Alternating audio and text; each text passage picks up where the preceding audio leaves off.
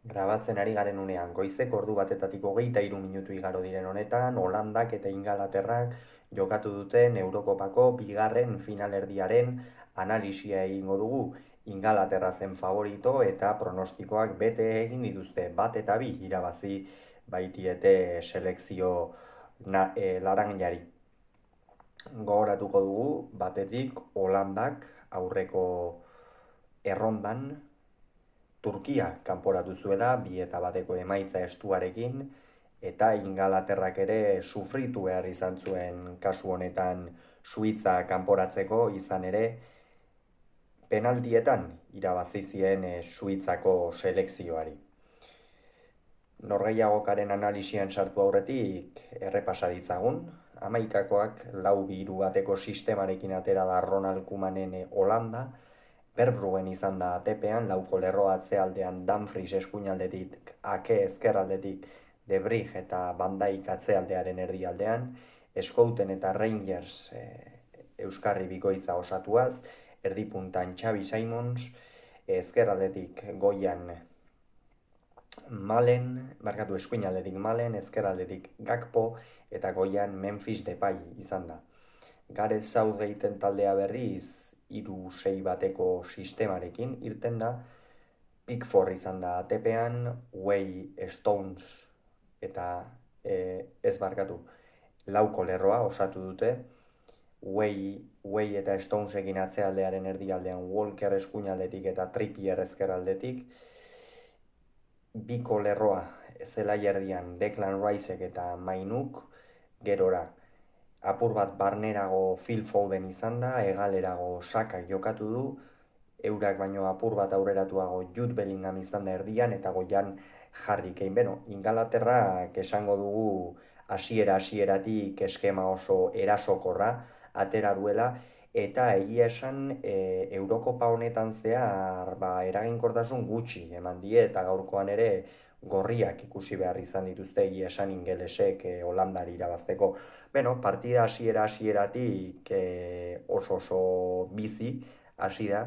Egia da, Eurokopa honetan ez ditugula aukera askoko eta gol askoko norgehiagokak ikusi, baina gaurkoan esan behar da hasieran apur bat bi taldeak elkarri ahalik eta errespetu handiena edukitzen ikusi ditugula, ez ahalik eta gehien eduki nahi izan dute baloia kontrolpean, gerora pixkanaka garatzen joan eta hegaletako jokalariak bilatuz apur bat baloiak erdiratuaz eta abar, eta lehen gola gainera oso azkar iritsi da kasu honetan, 7. minutuan erdiraket Xabi Simonsek sekulako gola egin du, egia esan Holandako jokalariaren Eurokopa oso ona izan dela esan daiteke, jokoaren alor guztietan abiadura erakutsi du, jokoa sortzeko duen gaitasuna baita ere, eta 7. minutuan esan bezala egin du norgehiagokako lehen gola Xabi Simonsek areaz kanpotik sekulako zartakoa eman dio, eta Jordan Pickforden atea nabarmen gainditu du. Egia da, Pickfordek ikutu duela, baina egia esan baloi horretan ezer gutxi zuen egiteko atezain ingelesak. Gol horren ostean, pixkanaka Ingalaterra ere gora etorri da, ez da kolpea izan, ez da gutxiagorik ere ingelesentzat, naiz eta beti atzetik jartzeak zailtasun gehiago ekartzen dizkizun, baina pixkanaka aurrera joan dira. Phil Foden eta Bukayo Saka ere asko agertzen ikusi ditu, horrez gain atzealdeko lerroa ere oso aurrera eramana zuten ingelesek, Kyle Walker apur bat barneraka ere sartzen zen, eta esango dugu Holanda ere saiatu dela ateratzen, baina orokorrean Ingalaterrak pixkanaka jokoaren ekimena hartu duela, eta 15. minutuan penaltia egin diote Harry Kanei. Niri penalti argia iruditu zait, izan ere hor Harry Kanek area barruan gora bota du, baina egia da gora botatze horren arrazoietako bat edo Dumfriesek sartu duen plantxa izan dela, ez da, hankarekin nabarmen sartu zaio, eta epaileak penaltia adierazi izana ez da eskuak burura eramateko arrazoi bat.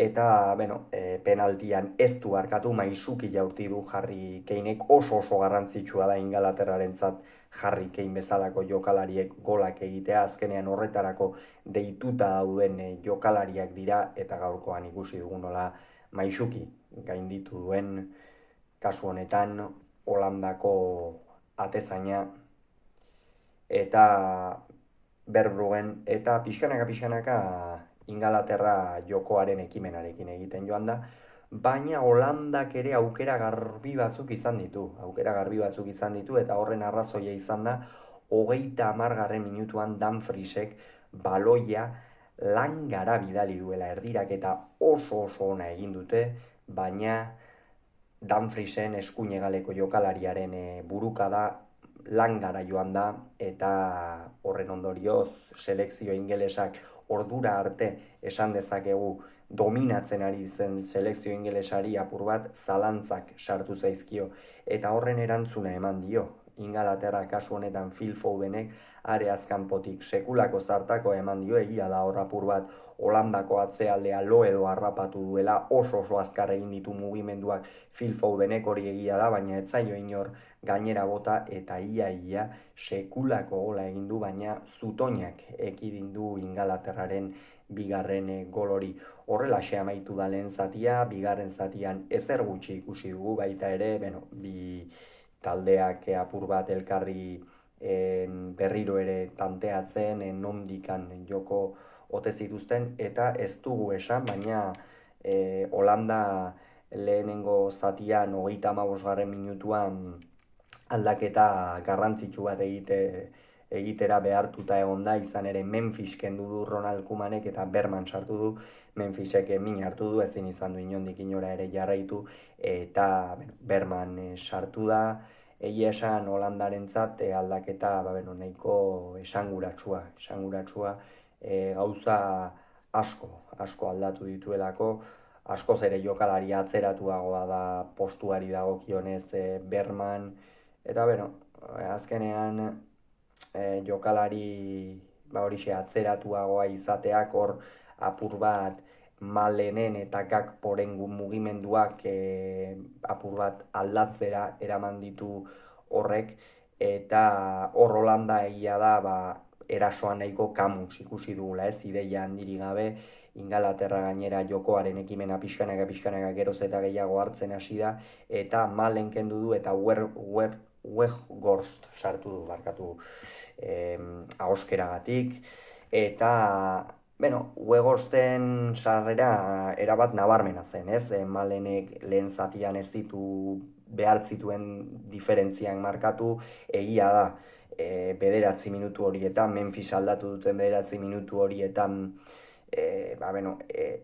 erdiko jokalari faltsu bezala aritu behar izan dela, eta horrek noski gauzak aldatu egiten ditu, eta Weghorst aurrelari peto-petoa da, hori badakigu, eta garbi zegoen zein zen helburua, ez? Baldaro 17 neurtzen du Weghorstek, eta erdiraketak egin, eta Weghorstek errematatzen zuen, horixe zen Holandaren helburua une horretan, Memphisen lesioak da nahiko ukituta utzi du, eta erasoan beste freskotasun bat behar zuen, beste arrisku bat, eta Weghorst sartzea erabaki du.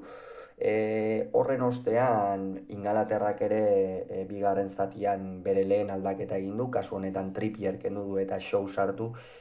Egia da, Trippierrek ez dituela desberdintasun asko markatu, eta behar bada bigarren zatian golaren bila joateko edo Shaw jokalari freskoagoa, behar bada erasora joateko ere hobea, baina iruditu zait horrez gain, ez zela inondik inora ere aldaketa ez dela aldaketa taktiko bat izan, baizik eta Trippierrek zer edo zer izango zuen.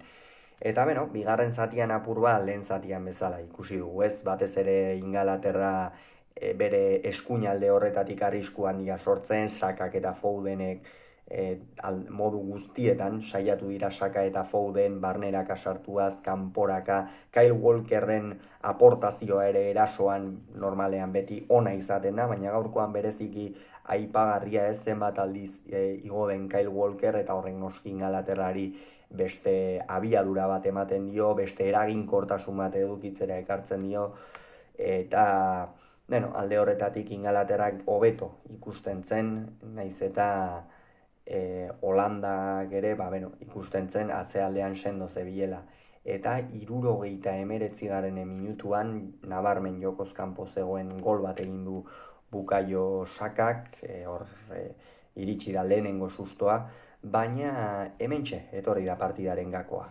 Aldaketa bikoitza egin du Gareth Southgatek, oso kritikatua izan den Gareth Southgatek, Foden eta Kane kendu ditu, eta hau niri pertsonalki hasiera batean behintzat erokeria handia iruditu zait. Kane eta Foden egin batean Ingalaterrako bi jokalari onenak dira, eta esan dudan bezala hasiera batean erokeria iruditu zait, baina gerora zeinen ongi atera zaion jokaldia Gareth Southgatei. Foden saiatu da era guztietara barneraka sartzen, bi aukera oso garbi ere izan ditu, bata Dumfriesek ate azpian atera duena, bestea Langaraian zaiona. Foden oso parte hartzaile ibili da Eurokopa osoan zehar, Ingalaterraren iparrorratz nagusietako bat da zalantzari gabe, eskuinaldetik jokatzen du, baina erdi puntan ere arazorik gabe jokatu dezaken jokalari horietako bat da Phil Foden, eta bestaldetik Harry Kane goleatzailea, baina egia da bigarren zatian ez dela asko agertu, eta apur bat freskotasun gehiago emateko Palmer eta Watkins atera ditu. Watkins gerora eroia izan dena, eta hor Watkins erdialde horretan jarrita, beste freskotasun bat eman nahi izan dio Ingalaterrari baita ere, eta aranon sekulako mugimendua egin duen Watkinsek 80. minutuan jada luzapenean Cole Palmerren pase baten ostean, Holandako atzelari bat bikain gainditu du, eta gero zeinen ederki gurutzatu duen bolea. Egia esan, gaur gol honen festa izan dugu Dortmunden, ez dugu esan, baina Dortmunden jokatu da norgehiagoka, eta benetan Oli Watkinsen gola ikeragarria izan da, eta Ingalaterra bigarrenez finalean sartu du azken 4 urteetan, hau da azken 2 Eurokopetan. Finalista izan da Ingalaterra, aurrekoan galtza egokitu zitzaien, oraingoan irabaziko ote dute, hori igandean jakingo dugu. Gerora aldaketak ere egin dituzte, Dumfries eta Simons kendu ditu, Dumfriesen norgehiagoka ona izan da, aukera nabarmen bat ere izan du, ikusi da eskuinalde horretatik sekulako potentziala duela, eta Zirze eta Brobi atera dira, horixe minutu horiek jokatzeko, baina ezer gutxitarako, eta gero Mainu eta Saka kendu ditu. Mainu gustatu zait Eurokopa osoan zehar baita ere, hor Ingalaterrak baloia atzetik ateratzerako garaian Declan Rice-entzat oso bazkide ona da Mainu, gero horrez gain tarteka ere erasora sartzen da, jokoa ikusteko erraztasun handia duen jokalaria, eta bestetik Saka, gaurkoan Sakak gola egin du, baina jokoz kanpo zegoen eta orokorrean partida ona egin du. Holandako atzealdeari burua uste handiak sortu dizkio, barneraka, kanporaka, bere lana oso ongi eginaz, diferentziak markatu nahian, eta partida ona, Sakarena. Eta hortxe amaitu da, norgehiagoka, Ingalaterrak bat eta bi irabazi dio, berriz ere azken atxean sartutako gol baten ondorioz izango dira finalean ingelesak, eta horixe. Dena luzapenera zioala espero zenean, aranon Oli Watkins azaldu den eta Ingalaterrako eroia izan da gaurko gau honetan. Hauxe beraz esan beharreko, aurrengoan gehiago izango zuen, bitartean ongi zen, agur.